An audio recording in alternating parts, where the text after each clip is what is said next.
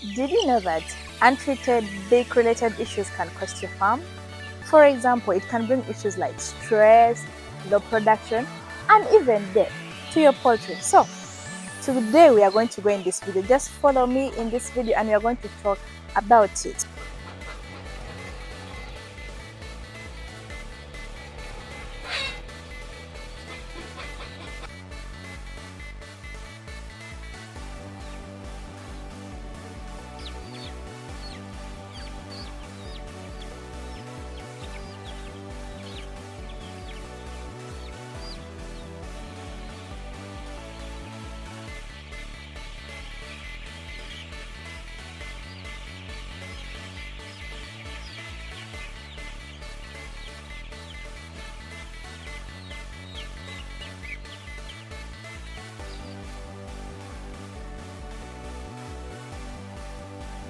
Welcome back to our YouTube channel, Debeaking Farm.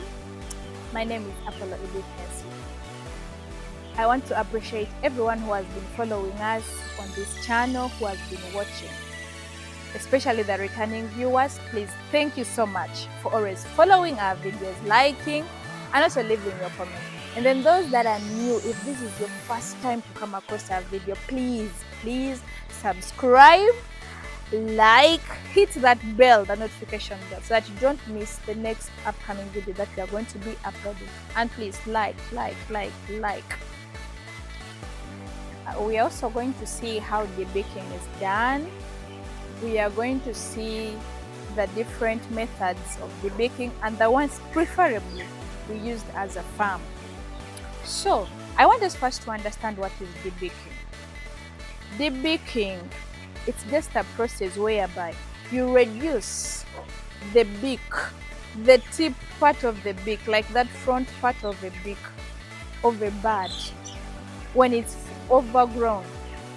That is debaking. So why do we do that? Number one, we reduce that tip of the beak, or we debeak when these parts are overgrown, because it even hinders them from eating. They find it hard to eat. You find that some of them, they grow and the beaks tend to curve in front. So when they curve in front and downward, you realize that they begin finding it hard to eat. And then also number two, we want to avoid issues of pecking, that vice of pecking. There is also cannibalism, because these beaks are sharp. They're in position to peck off or to remove off their feathers, which is not good at an early age. Even while they remove all feathers, they are in most cases injured. So when they get this injury, that is where cannibalism starts. They start eating themselves. A scenario, we experienced it here in a farm. As a farm, we experienced cannibalism, where the birds could eat their fellow birds. It really led to death. So you don't need to experience this in your farm. Once you just see one like this sampling that act, please run and do the debaking of those birds, because you may see it as simple, like you can avoid it, but once they have tested blood, the only way to avoid it is that. So I'm going to show you also the two ways of debaking that we have here in the farm, that we are going to use in our farm, but we are preferably going to use one.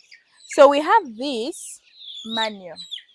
We have this manual debaker, as you can see, manual debaker. So this manual debaker, one, it needs a highly skilled person. Why does it need? Remember, these birds be of like different ages, different sizes, and you have to get it and make sure when you're cutting off that tip, you're not affecting the other part of it. You're not affecting the tongue. You're not going to make it again like over bleed, because bleeding is going to be there with this. So it needs someone who is experienced. And then also it takes time doing it, because you have to get one bird, ensure that you've set it right, cut it, and all that we see. So the challenge you have with this is it also consumes time. It consumes a lot of time while you're doing that, and it will necessitate you to have extra costs. For example, you'll have to buy again like a medicine, that you're going to put in your water to help heal up the wounds. But it's more economical for a small farm.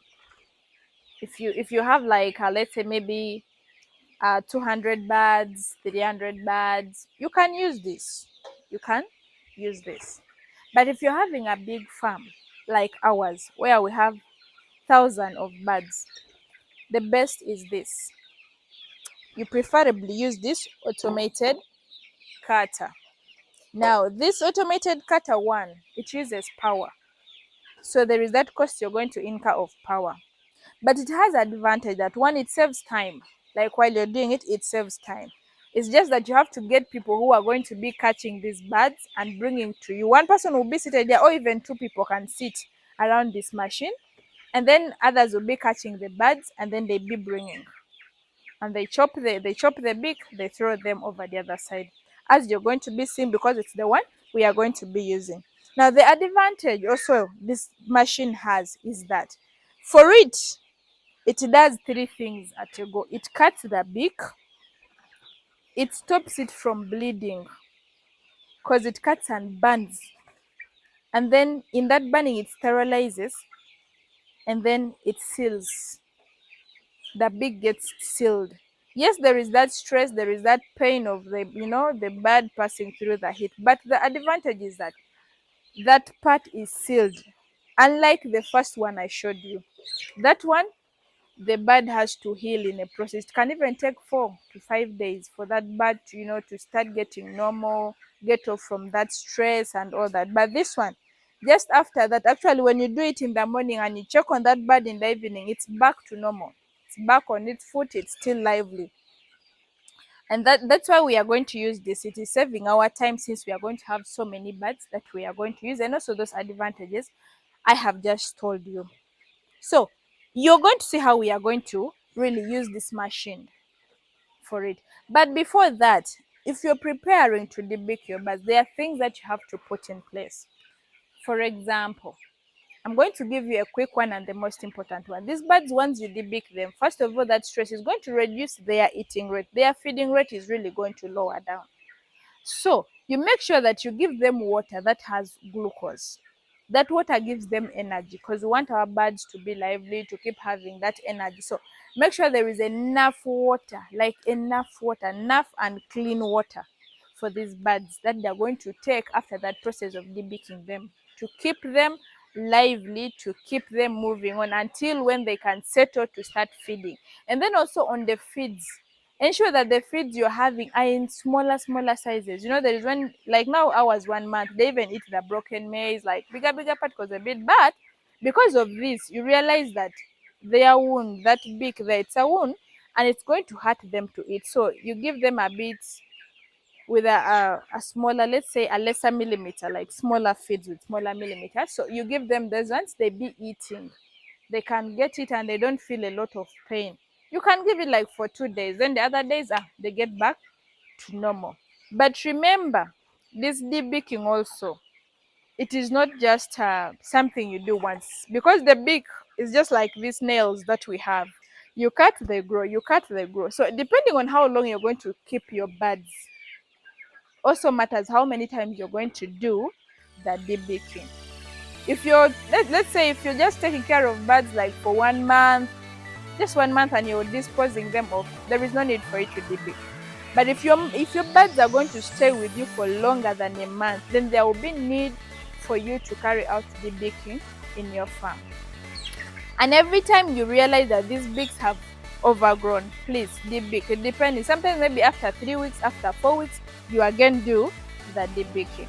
I hope this video has been of help to you. Please, I encourage everyone who is having a poultry, who is planning to do poultry for a longer time, to have this practice on your farm, just for you to see better results. Again, I want to say thank you so much for watching me up to the end of this video. I love you so much. We love you as a farm. See you next time. But don't forget to leave any comment or anything you've not understood. Please put in the comment section. We'll be in position to give you the response. Thank you so much.